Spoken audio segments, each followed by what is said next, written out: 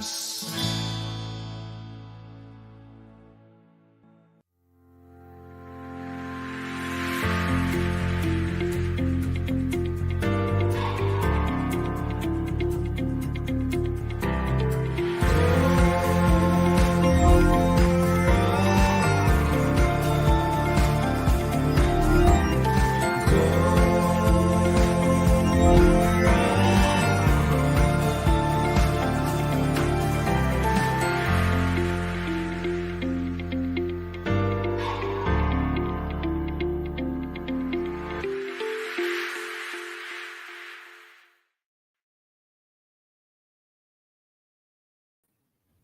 Hello, good morning everybody to Morning. Morning, our ma'am. guest Morning. speakers. Of course, hindi na guest yan kasi madalas na nandito. And si Nils and si Dixie. Morning po. Good morning. Nag-beg off lang sina Sir Toby. Sabi niya women's topic daw to. Kaya bigyan ng pagkakataon ng mga women. Pagkakataon na natin. At saka baka sabihin, lalaki, point of view, hindi ba? Pero at saka, I think also that we can share a lot, being in this situation where we have gone through experiences, dealing with our status, having the gender, female, ganon. And so, I'm sure also yung mga listeners natin, syempre, wag naman kayong mag-sign off dahil sabi niya, pang babae lang yung topic natin. Hindi. Kasi, importante din that the other people around, would understand what the women are going through. It doesn't have to come from your wives. Yeah. Pakinig po kayo. Hindi lang po yung mga asawa niya nagsasabi. Sometimes kasi the husbands have tendency not listen, but not hear their wives. But if they hear it from other women, parang it validates mo. Sige na, totoo pala. Parang, hindi lang yung wife ko. Parang, kaya pala ganun, Yes, hindi ba? Lalo na when we start talking about the physical, Yes. mga challenges, tsaka, of course, the physical and the mental, hindi ba, na emotional, hindi ba, yan, naapektuhan, ay kailangan magdadagdag tayo ng kaalaman tungkol bakit ba ganun ang nagiging timpla ng mga kababaihan. And what are the misconceptions then, ano may mga mindset na hindi favorable para sa development, because ang topic natin ngayon self-development, and for women, specifically kasi, especially the husbands, they should also encourage this self-development, di ba? And also kung meron kayong mga anak, babae, di ba? Who are already mothers. Yes, or even not single even. pa rin, hindi ba? How can they grow? How can they mature? Yung kanilang parental role natin in terms of nurturing, yung ating mga anak na babae. And then, kung hindi man anak kahit naman mga pamangkin. Sa Any members of the family, Filipino female members. culture, Yes. ang family extended na extended. Lolo, lola, auntie. Ayun, lahat ng pamangkin. Pati nga yung kapitbahay na lumaki na sa bahay na parang pamangkin mo na. Actually, Tita Sophie, nagtrabaho ako ng matagal sa women's NGO. that promotes women's rights. And nakita namin talaga na yung to promote women's rights and parang equality in the society, parang it's a community work. Hindi lang siya yung babae yung laging nakikipaglaban para sa sarili niya. It should be a community effort para talaga maganda yung kahinatnan ng lahat ng members of the society. Yes. We are really wanting to improve the situation, mga conditions ng kababaihan, not through protest in the streets, but through information, education, sharing of insights, wisdom, para naman matulungan. Let's not turn it into a political issue. We are very neutral about these things, and we want to simply help people become happier, healthier, stronger. And there's some things also that we may discuss na pwede natin i-touch na hindi lang namang pangkababaihan, di ba? Ang development na pinag-uusapan natin ay pwedeng for all, di ba? All genders, no? So, ayan, meron ng, naku, marami tayong kasama today. Thank you very much for joining us, yung ating mga bisita sa ating show. Good morning kay Sir Herschel Tolentino. Yes. Good morning kay Ma'am Ligaya. Good morning. Hello po, good morning po. Sabi rin ni Ma'am Vina Paz, good morning. Sabi ni Clarice, hello Clarice, good morning po. Birthday ni Clarice, 2 days ago. Oh, wow. Happy birthday. Happy birthday. May pa-shout out si Clarice. At saka si Sir Miguel. Hello, good morning Sir Miguel. Yes, Good yes. morning po, Mami, Ma'am Dixie, Palmas, and Tita Sue. Okay, See you well, tomorrow. See you tomorrow, Sir Migs. Yes. Ayan, si Migzem, maraming kilalang mga, ano yan, mga volunteers na women. So, alam Empowered na, women. Yeah. Yes, oo. Kaya maganda talaga yung topic natin kasi very, ano ito, applicable, practical, relevant to our co-workers in the volunteer projects, no? Yeah. So, ang unang didiscuss po namin ay tungkol sa physical development or physical development ng isang tao, isang woman. Ano ba yung na-face niyang mga challenges? First, bakit kailangan pa nating pag-usapan? Kasi, is there a problem ng development, physical aspect? Ay, meron po. Ang nabanggit ko sa kanila kanina ay, merong in some countries, like in Nepal, pag ikaw ay merong menstruation or period, ang babae ay nilalabas ng bahay. Sabi ko, saan tumitira? Meron daw parang cage, parang kennel, parang aso. Doon sila, habang may period sila. So, parang kinoconsider ka silang impure, dirty, contaminated, and they are parang shunned. Parang, you're not welcome inside the house. Eh, isipin mo na, Nepal, ang conditions doon, even in terms of weather. Yeah, hindi super ba? lamig. Super lamig. So, yung makatira ka sa labas ng bahay, ay, suffering talaga. So, bakit naman, so masasabi natin, ang treatment, ang trato, sa mga kababaihan, when it comes to things like may period, ay, ay, madumi, hindi ba? Sabihin natin, sa Philippines, hindi naman ganon. Pero meron din conditions ang women, physical, pag may period, okay? May hormonal impact yun. Hindi ba? May hormonal impact. Ito yung usapang hormones. Buwan-buwan. It's for women, imagine mo, it's not even, it's walang hinto, no? From the day that you, from the day that start yung monthly period, tuloy-tuloy na yun until you reach the age 40, 45. Yeah, imagine in every Hanggang sa month. mawala na yung period. So, at saka hindi naman mag-exit yun ng lang, di ba? Yung menopause stage. Yung another whole talk. So, ano sasabihin yun, pag meron kang period, pasensyahan mo na yan. MERS sila, hindi ba? Meron sila. So parang, kaya, ewan ko rin, may connection din siguro yung pag full moon. Yes. Sana medyo nababaliw. Medyo nababaliw ng konti, Anong hormonal na, lunatic pa. It's a very bad combination. So, kasi ang tendency rin, of course, due to this influence of hormones, nagkakaroon ng parang effect sa emotional state. And mental. Oo. Especially the mental. And this happens not just because of your menstruation. Meron din itong effect when women are pregnant or yung post-pregnancy. When you're, kasi it's all about the hormones, your emotions, and yung mental clarity ng babae. It's very much affected by the hormones. Kaya, prior to, when you're pregnant, parang yung hormones mo, kalat-kalat. Tapos once you have the baby, lalo na.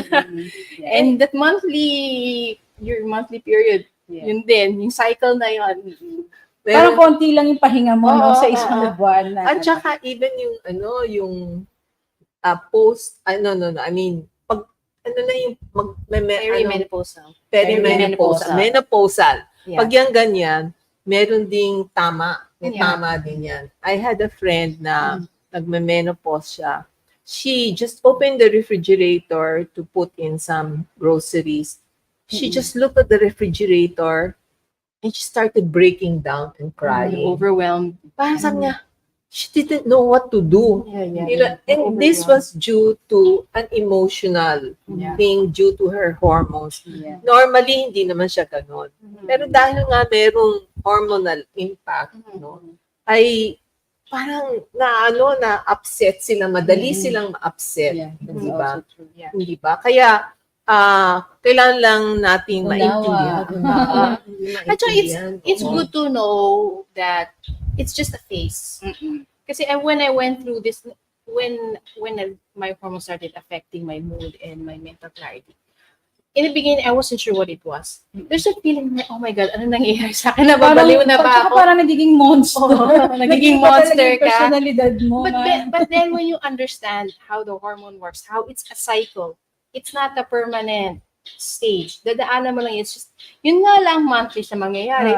But to understand that it happens monthly and it's not permanent, gives you a little bit of it makes you feel a little better. Because you know it's gonna pass. It's gonna pass. Hindi naman yung laging ganun ka. Yeah. So for the people who live with women who are going through this changes, yung monthly, some kasi it's not as bad. Some medyo grabe. Yes. You have to understand that they have a cycle. Yes. Minsan talagang hindi lang nila makontrol. Kaya it's Yung good to, emotions nila. it's good to parang orient, talk to the Yes, family oo. members, your Yeah. husband, and your kids. Ako alam na ng mga anak ko Oo, kasi ako I din eh. inform them. May Na pag magkakaroon ako, anak, pasensya na mga anak. Medyo mainit ulo ni nanay. So, yan, sila ni Tia, alam na nila. O, nay, malapit na period mo. No? Oo. So, parang gano'n, medyo extra patient sila. See, ako naman, my case, situation. my husband had to talk to my boys kasi I have 3 boys. They have no understanding of what I'm going through. I mean, even if they're a teenager. Parang na. hirap explain, ano? My husband had to be the one to explain. It is a medical. Scientific, Yeah. biological Yeah, process. biological, yeah. di ba? So for the women also, know that this is a passing phase. You know, you just really have to go through it. And during this time na parang feeling mo monster ka, maybe this is the time when you try to do more of your meditation. Yes. Yeah. Pangpakalma, yan. Yeah. Lakad-lakad sa beach, Breathing journal. exercises. Oh, don't get carried away rin. Yes, Di ba? yes. Don't dwell on So, it na parang maludod ka na dun sa feelings that are coming Yeah. over you. It's just to say, okay, I'm getting overwhelmed right now. Maybe just breathe deeply and relax, do meditation, maybe prayer, and you know, there are some coping mechanisms Yes. naman. We cannot say naman that, you know, this hormonal effects on us Yeah. are totally uncontrollable. Yes, As in, yes. parang we cannot do anything about There's management. May Oo. management. That's why we teach din yung mindfulness, you know, Yes. so that we become aware of Yeah. yung mga bodily changes that we experience monthly or other things Yeah. that women encounter. The management for this, time when you're going through your hormonal changes, also can also be done by teenage girls. Kasi I can imagine when you're an adult, more or less, you have more control over your emotions. You have a better understanding of your body. But for teenagers, you know, this is so new to them. They're so young. Maturity nila, hindi ba ganun ka na rin. So it's also good to educate, you know, mga daughters that, Yeah. you know, you will go through this, you know, you go through certain emotions. Huwag na lang masyadong magpadala because it's just a passing show. Yeah. Talagang parang fashion show na dumaan. Albeit not Yeah. that a nice This too shall pleasant pass. experience. Oo. This too shall pass. But ang ano natin dyan, accept that it's a fact. Yes. You know, and then learning how to cope, how to manage. And then I think that terms of development, sinasabi ng physical development, ayun nga kasi yung body nagdi-develop Yes. din eh, Yeah. hindi ba? But mind you, ang sinabi natin menopause, may effect ang hormones sa mga women, meron din sa men. Yes. Oo. Meron din effect po ang mga hormones sa mga kalalakihan, you know. So, when it happens to the males, you can also understand. Yes. Bakit kayo biglang naging masungit or naging nag-change yung inyong medyo mental state, Yes. di ba? Yeah. So, it's very important to know these things and for you to understand. No, Like kasi minsan sabi ng mga ano, like when a woman's going through menopause, no? Sabi nung ibang tao, "Ang arte-arte mo naman, di ba? Yung parang, you tend to parang dismiss, Yes. dismiss na kaartihan lang yan, Mhm. di ba? Which is not also okay. Yeah. Kasi, That's not being sensitive to the situation of at saka others. nahirapan na nga yung tao, no? Wow. Sinabi yan pang maarte. Oo. Lalo na yung, meron ako mga kaibigan yung nagka-hot flash. Yes. Yeah, That's yeah. also true, Di ba? ma. Hirap yun. Talaga nangyayari yun. At flashes at saka yung ano, yung brain fog mo. Minsan mas grabe pag Oo. Yeah. depende sa hormones mo. And also maganda rin, names, siguro next time, no, yung nutrition. Yes, Na actually, kailangan food that we eat Yeah. kapag malapit na tayo mag-period or after a period. Kasi Can it be- really helps a lot. can be supplemented. Yeah. Yeah. Para lang yung hormones mo hindi masyadong kalat. Ano pwedeng bang tip? Ano bang pwedeng dapat or kainin ba pag merong not the spicy. Not Yeah, spicy. yeah, not the And also spicy. not the, Cold. yung mga cold food na. Cold, Kasi it tend oo. to, parang nagka-cramp, creates stagnation, blockages. blockages. Ah, Yeah. So yung mga okay. mahilig kumain ng mga milk tea, mga ice cream, Oo. mga malalamig na pagkain or salads, kapag malapit na yung period nila, avoid them. Oo. At saka one thing else is that when you actually take a lot of sweets and cold Yes, stuff, mababa yung immune system mo Mhm. pag malapit na yung period, you know. So if your immune system is down, you're more susceptible Yes. to colds. Yeah. I'm actually I notice I'm like this. Mm-mm. I'm more susceptible. There was a time in my life where I'm always sick right before my period. Mm-mm. And I noticed it Oo. parang I'm always, every 2 months na lang may sakit naman. It always falls before my period. Kasi nga ang baba ng immune system ko. Yeah. That's why, like for me, I already knew that. So I can prepare myself. I sleep more, I take more vitamin C, you know, or just so na, hindi ka naman nagkakasakit kasi ang hassle din.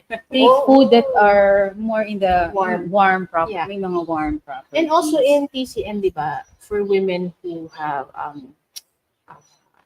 sa reproductive problems sila, meron tayong yung color of association. Di ba yung mga kulay red or pink na food is actually good for the reproductive system. So pag may mga problema ka ng ganyan, it's good to take dragon fruit. Basta yung mga mapula. Yes. Na, Oo. In traditional Chinese medicine, kaya there's connection. yes. Yung heart sa At saka yung yung- ating womb. Yeah. So, red yung mga Red yung good food for women. Especially for reproductive Sabi ba? health. Gusto ko ng prutas na pula. Yan ang mga hanapin pag malapit na yung period. Kailangan mag-order na ng pula. Okay? mga dragon fruit Meron na- scientific basis. Yes. Hindi ba? Scientific. Hindi ko alam yun. TCM Oo. yun. Ayan, good to know na meron palang types of food na kailangan i-take para lang hindi gumrabe. So, kapag din yung mga maaasim.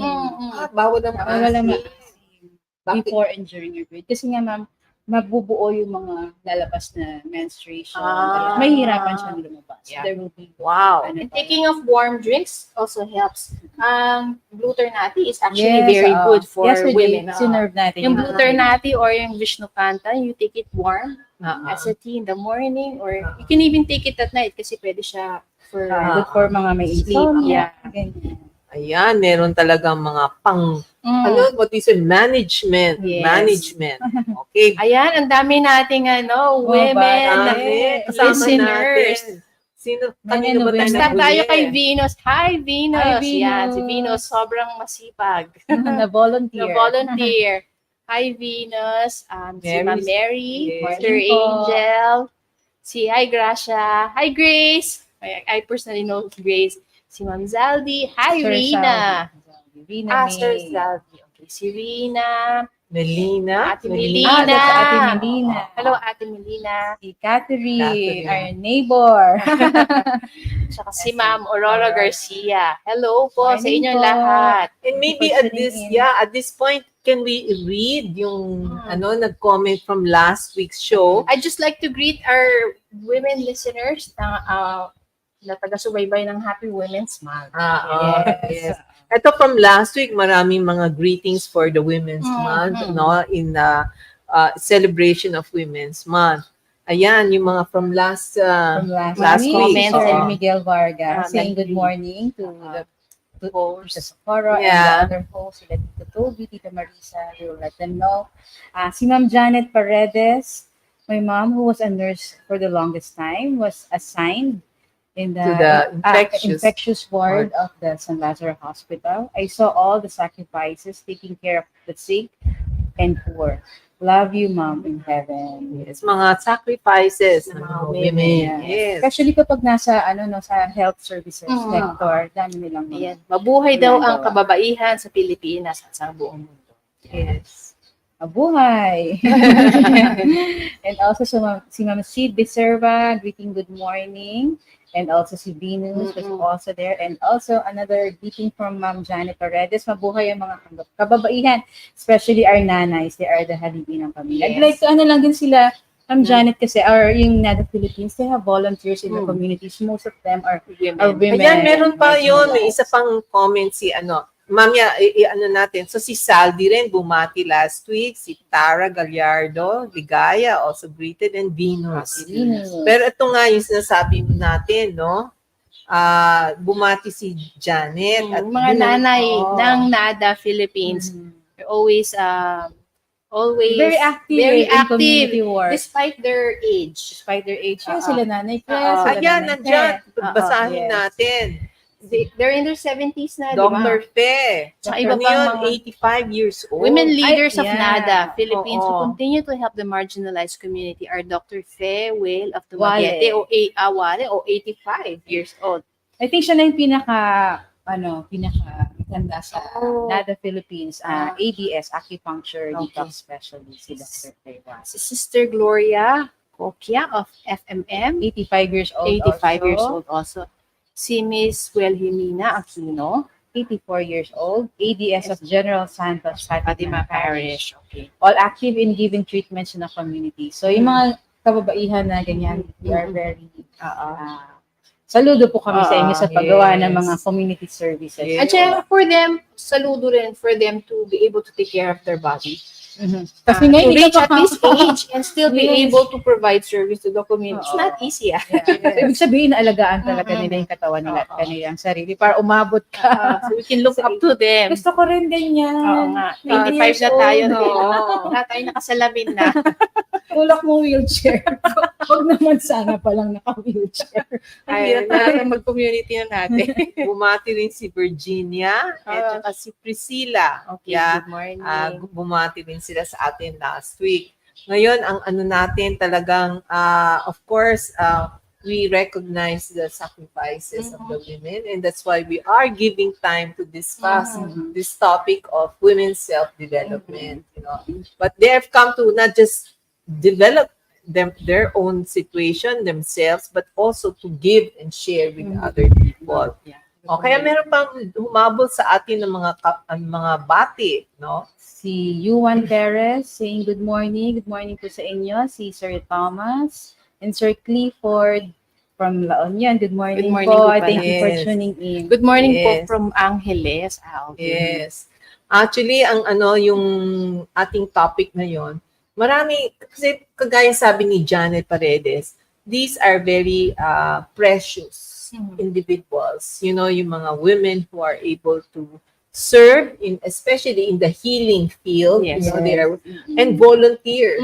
You know, there are volunteers for working in communities. So selfless yung kanilang service.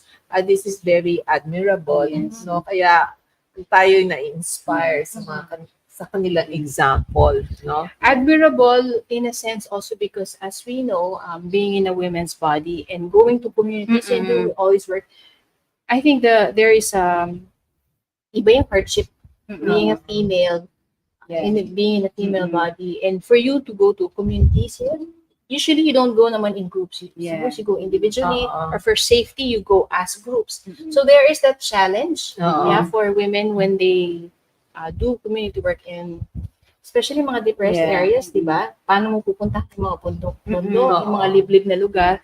So it takes a lot of courage also for women. And I think that courage and that passion comes from a place may pinagmulan, which is I think is also at home. Kaya nga siguro, ma'am, despite all these physical limitations that we have being in a woman's body, siguro let us focus on more on parang developing inner strength, Yes, courage, yes. ganyan. At saka kasi tayo bilang na nasa katawan ng kababayan, we are parang inclined to care more, to be Yes, more nurturing, to be more understanding. So, parang yun yung mga qualities that we need to develop in a woman's body. Yes. Parang wag nating tingnan na kahinaan. Oo. Yung mga Totoo yun. bagay na yun. Kasi some people, they That's a see good that as point. parang Yes. limitations or weakness kasi babae ka, yung maarte or iyakin, emotional. But Masyado naturally, we are At saka yung masyado mong pinagbibigyan ng panahon, masyado kang madetalyado or these attributes actually can it's very useful, no? Yeah. Sa certain work mo. Yeah. Kailangan mo kailangan meticuloso ka. Kailangan Yes. talagang maarte ka. Yes. So hindi siya Yeah. masamang maging maarte. Meron ding contribution, yung Of certain course, yeah. qualities, no, na pwedeng gamitin talaga sa pagtulong sa ibang tao. And actually, when we talk about the physical aspect of womanhood, di ba? Maraming sabihin natin bad karma na inaani at pinagbabayaran yung having a woman's body kasi even the sacrifice of being pregnant, Yes. you know, and giving birth, these are not easy. Yeah. And especially raising children in the house. So actually, these are big sacrifices, no? To the point na talagang kailangan meron din talagang appreciation of what the mothers go through when every time they are pregnant. Pero nga, meron ka nabanggit kanina ni Mai, meron yung experience na sa ospital, di ba, ilang taon, how many years old yung The bata? other day, my husband works in a district hospital here in La Union. And the other day, he was telling me that when I asked him, so, how's your, how was Judy that day? And he was just telling me about the 16-year-old girl. 16. 16-year-old girl. And she was having a complicated pregnancy at 16. But this was her second pregnancy already. She was pregnant with her second baby. siguro mga 14 years Oo, old. nagulat ako. Sabi ko, wow, 16 already pregnant with second baby. Parang I can't imagine. I mean, emotionally, how do you process that? Your body has just started to get better from your first pregnancy. Tapos you're already going through something. Kumbaga sa chi mo or yung energy mo, na-deplete ka kagad kasi you already have given your energy to your first baby. And now your body is taking care of a second baby. So, when he told me about it, medyo na-shock ako. And he told me it's actually very common in the province for women to be pregnant at a young age. Yes. Actually, the same with my grandmother. Actually, 16 years old, she was already having baby. And she had 16 children. Wow. You know, 16 children. But eight of them died. 8 of them died. Kasi young, during, especially noong pa, maraming childhood diseases and everything. So, only 8 survived. But I can... Maturity, kasi parang, how do you take care of 6 kids when you're only 18, 19? At the time nga, merong mga surrogate mother. Kumbaga yung nursing mothers. Oo. Sila ang tumutulong, hindi ba? Kaya syempre, the husband has to also understand the physical difficulty of the wife. Huwag naman sunod-sunod masyado kasi give time for the mother to recover. You know, I think there's pwedeng discipline or control on the part of the husband para lang for the sake of the mother. And actually also for the child. Kasi kung mahirapan yung mother, endangered din yung bata. Hindi ba? I think this, before we started, you mentioned, ma'am, that yung self-development ng babae, dito pumapasok eh. I mean, if sunod-sunod din yung anak, how will the mother develop her instincts, her skills as a mother if she's so busy taking care of young kids? Parang, maybe not everybody's able to work household work or do kitchen. Nagsisimula ka palang magluto na. You're learning how to cook, learning how to do some household work. Umiiyak na dyan. So you're not able to clean your house well, you're not able to provide a clean environment for your family. Tapos ikaw, yung health mo, bagsak din. So, very sad. difficult. Very difficult. So, kailangan din meron tayong management. Yeah. And this is where it comes in when you say na yung husband needs to support the wife or the mother. For her to develop, you have to give her that space to develop also and not be too busy taking care of very young children na magkakadikit. At saka actually, minsan nangyayari yung mga older children ang napapasahan ng responsibility Yes. to look for the younger children. Yung second diba? mother na yung mga Oo. Kaya kailangan lang intindihin natin yung conditions ng mga females, Yes. mga women, that it's very difficult. And for the family, the other relatives, to give full support Yes. to assist such a person who Yes. is faced with so many challenges. No? And I'm sure every woman here listening can understand yung mga challenges physically. Yes. No? And it's very good if at least our society understands their situation. Di ba? Kailangan meron ding education sa mga fathers, sa Yes. mga men in the community. Baka yun namang natin, dapat na Next topic. programa sa mga kalalakihan. For the longest time kasi we're thinking of ano bang programa sa mga kalalakihan. Tapos mga babae yung Oo. Yeah. magkukonduct Turuan ng natin mga sila. Alaga ng buong pamilya. At saka in terms of physical din, we're talking about the importance of having the women learn about hygiene. Yes. Di ba? You mentioned that in terms of health, especially yan, nanganganak ka and everything, yung mga bata, inaalagaan mo, the mother's health also affects the health Yes. of the children, as well as your hygiene practices affects also Yes. the children. Di ba? Yung habits mo, Yeah. the standards that you set in the house. Yeah. Kung makalat si nanay, edi makalat yung buong bahay. And when there's no hygiene set in place in a household, laging may sakit ang bata. And Pasa-pasa. na siya, tuloy-tuloy na yung problema mo, lagi na lang may sakit, dagdag gastos yun sa household. Mm-mm. May domino effect na siya. So it's very important. One of the skills, actually, we were talking about earlier, one of the skills na hindi man yung pag nanay ka na, tsaka dapat mo palang malaman. Prior to having a family, even when you're in your younger years, certain skills like hygiene should be taught at home so that you can carry it over when you become a mother and adulthood and then mother, di ba? So, Yeah. importante din yun. Yes. Actually, yung nga dyan nung pandemic, biglang natuto yung mga tao ng hygiene hindi ba? Hugas ng kamay. Yes. Wearing masks and everything. Pero meron kasi meron parang naririnig ko lagi. Pag may sakit ang isang bata, let's say measles, sama-sama na daw sa isang kwarto para sabay-sabay. Chicken pox at saka measles yan. Para isang alagaan lang daw. Na yan, full exposure, kumbaga. But we also talked earlier about vaccination, the need for a mother to know the vaccines Yes. needed for the Yes. child, and this is kasi nakwento mo yun sa rabies, di Yeah. ba? Yung deciding power kasi ng isang nanay is very strong, especially in a household. Usually yan, pag nagkasakit ng mga bata, yung education ng mga bata, pagkain ng mga bata, most of the time is the mother who will take care of that.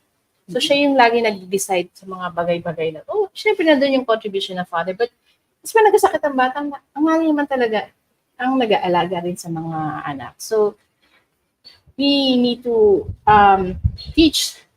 inform mothers about these things. Like we were talking about yung sa vaccine.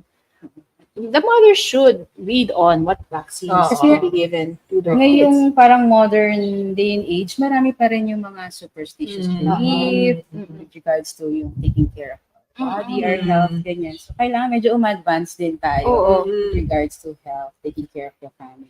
Kasi marami pa rin ngayon yung sobrang backward ng mga practices. Oo. Like yung kinakwento nga ni Nimay kapag yung nakagat ng aso, in the provinces, very common pa rin yung hindi dinadala sa doktor, like kaya lang gamutin ng Nagtitiktik lang ng bawang. Kapal dun sa mga kinagat ng aso. That's very parang influenced by Oo. lack of Information. Information. So, if the mother is informed that, like rabies is very fatal, and it's actually very easy to treat. Oo. Just bring them immediately to an animal bite center. Libre naman sa atin yun. Mm-mm. So, if the mother is informed like this, hindi niya i-insist na, hindi, huwag nang dalhin. Magdikdik na lang ng bawang. Kasi sayang yung buhay. Oo. In this day and age, Dapat Ano, wala nang wala nang namamatay namamatay sa sa rabies, rabies, yung mga yes. ganong klaseng condition.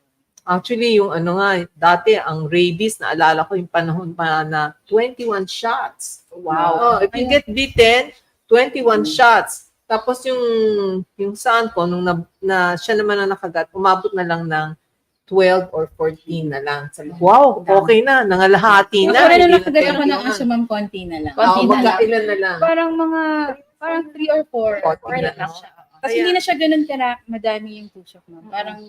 Parang 3-in-1 or something. Oo. ganun. So, Sinasama na. simple na lang. So, wag na natin i-forgo. Di ba? So, education of the mother on what mga vaccines ang dapat, how to care for basic challenges in health ng mga Hygiene.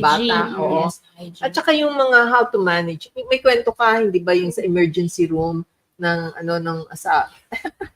Merong Konting emergency- lagnat lang, wag niyo pong dadalhin agad sa mga district hospitals. So, hospital, yun, parang 1 hour pa lang nagkaka-fever. Tinakbo na sa Tinakbo na emergency sa- room. oo, 1 hour tinakbo pa na. lang may fever, no? That's still manageable. As a mother, it's our responsibility to learn how to manage yung fever lang. Siguro mga 3-4 days. Sabihin mo na 2 days na high Or fever. certain, you have to Temperature, take the yeah. temperature. Yeah. Di ba? It's actually a skill also, how to Oo. take temperature. Kasi Oo. hindi lahat may electronic thermometer. At saka wag na yung pag ganun-ganun Oo. lang. Ay, di ba? magkaiba Tapos yung- mukhang Yung sa loob mainit. ng katawan at saka sa... Oo, Oo. hindi, walang lagnat. Pag may mga lagnat din yung mga bata, very important din to check yung water nila, intake nila, Intake, baka na yes. dehydrate lang sila. Yes. Doon kasi nagsisimula. To watch out for symptoms, no? Oo. And all these things are actually available for you to read in books. Oo. Yeah.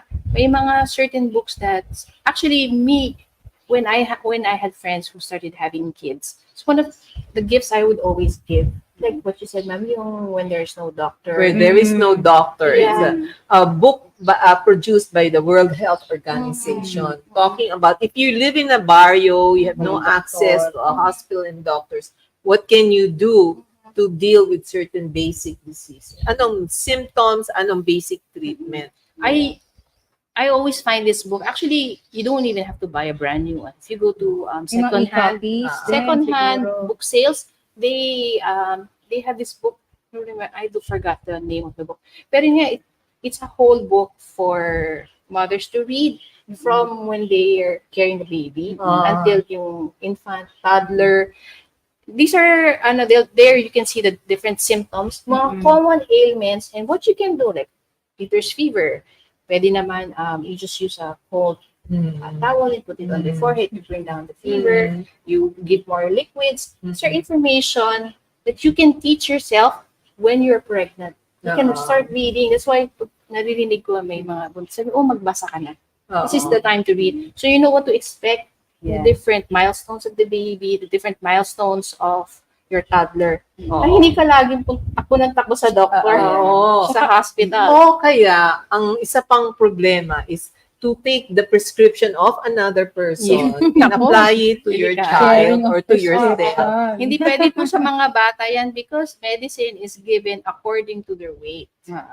Oo. According to the weight, kinukompute ng doctors yan usually yung weight ng bata. It applies to adults. din, Oo. di ba? Kaya hindi pasa-pasa po ang mga reseta. At saka yung analysis, especially even like in Chinese medicine, important yung diagnosis. Yes. Kung ano yung talagang ailment, in Chinese TCM, they don't talk about the name of the disease. They talk about the imbalance, no?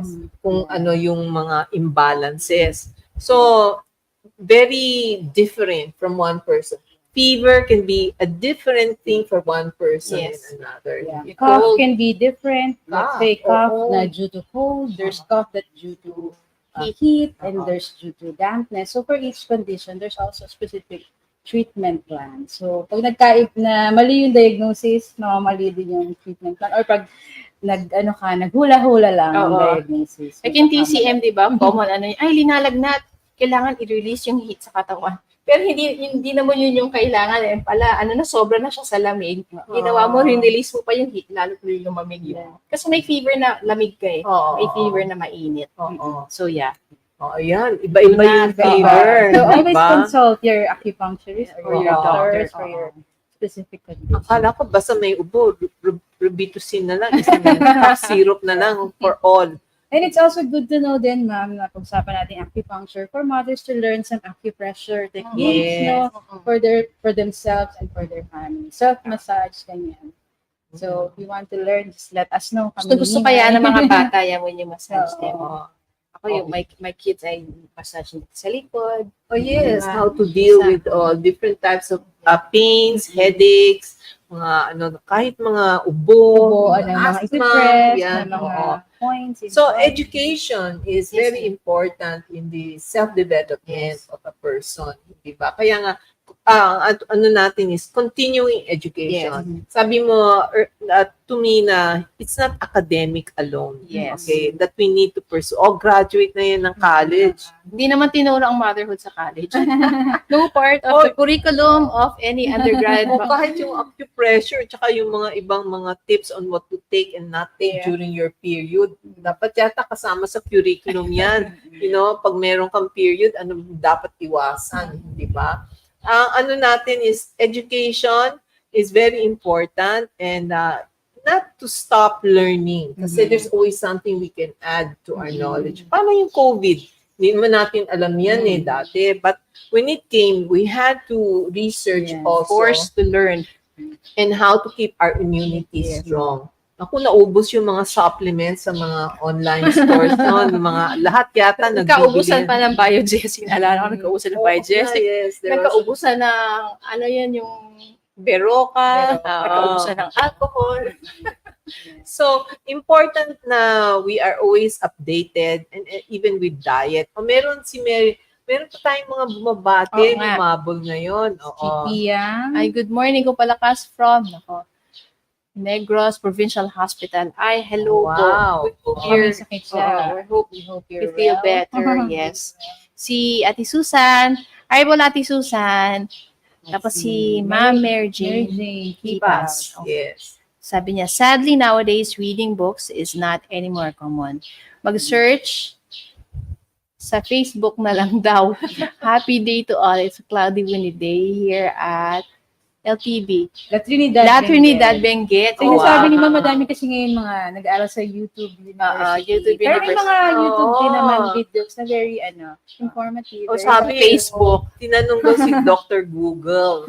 Nako, mahirap pag Pero- kay Dr. Google kasi Oo, minsan- kayo hihingi ng reseta lang ha. Magpapareseta na Pupunta kay Dr. agad. Google. Kailangan, kasi madama ng doktor, yung pulso, makita ng Physical, or oo. physical, Oo. Ang ano pa nga doon sabi nung isang kaibigan, ito na yung, Losartan. Luzartan. Nahihilo ka ba? Inumin mo na ito. Dehydrated pala, binigyan siya ng sartan or something Oo. else. Ako, delikado So, po yan. Out of friendship, no? Mag-ingat naman. Uy, share ko sa'yo yung metformin ko. Pag kumain na matamis, metformin, share. Mag-ingat. So, you research definitely, you study, but be very discriminating and be guided by professional help and guidance from somebody like, maganda yan sina Dixie, konsultahin nyo, tsaka si Nimay. Especially when it comes to natural alternatives, no? When it comes to mga medicinal herbs din, there's Madali some na things, magtanim oo, ngayon. Oo. Okay, thank you very much. Naubos ang panahon natin. Hindi natin na-cover lahat ng aspects ng ating self-development. Baka dapat yung whole month of March, ma'am. Yes, will be series na dedicated lang. for women. Series. Okay, so, paalam ka na, Nimay. Thank you so much for spending your time with us. We hope that you've learned. May nakuha kayo mga tips. May ma-share kayo sa mga asawa niyo. So thank you so much for inviting us also, Ma'am Sophie. Thank you very much, Ma'am Sophie, and to all the listeners, ang mga followers ng Go Palakas. Thank you for tuning in. Always remember, knowledge is also a form of empowerment. So do not stop learning. Yes, naku, kulang lagi ang panahon sa Go Palakas para to share. Overflowing po ang gusto naming i-share. Kaya hanggang sa susunod, keep tuned in. There is more to know and learn in life. and that we should always be open to such knowledge and wisdom. Thank you very much. Have a pleasant weekend and Bye. see you again in Thank you our po. next Thank you. show. Bye. Bye. Pangkalusugan, pangkalikasan, go Palakas!